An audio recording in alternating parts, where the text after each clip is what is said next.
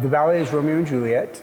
It was written by Sergei Prokofiev. To me, it is one of the greatest dance scores that has ever been composed because it really depicts perfectly the characterization of the Shakespeare characters. My name is James Canfield, and I am the choreographer of this version of Romeo and Juliet.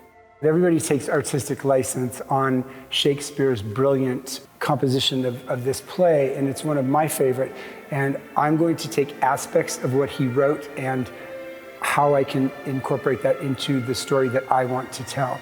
Things that have been insinuated in the Shakespeare writing, I bring in subtle manners to the characters because I don't like story ballets if they're not telling a story. It can't be meaningless gesture that you're here to there, and we've done a lot of work on that. So mine really goes from how you relate to one another, really speaking with the physicality of your body. So when dancers take a step, they need to know why they're taking that step and where it emotionally came from, or else it doesn't have the depth of the meaning that I'm looking for in my version.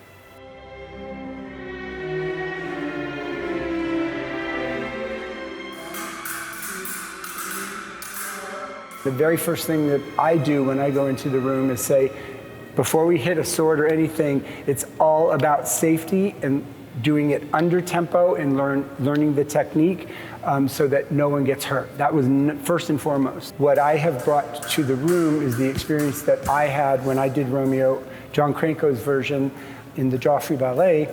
They taught a fusion of fencing that's very technical, along with just brutal street fighting. And I was taught of those two techniques. So that's what I carried forward. I have an opinion that everything is Shakespeare.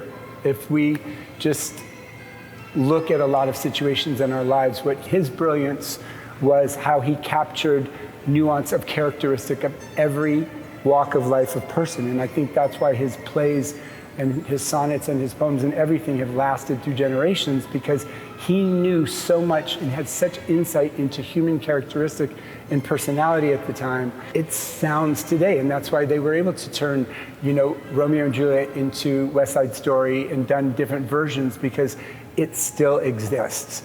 Its themes and its characteristics of people that have lasted forever and will go on in the future. And I think that's number one.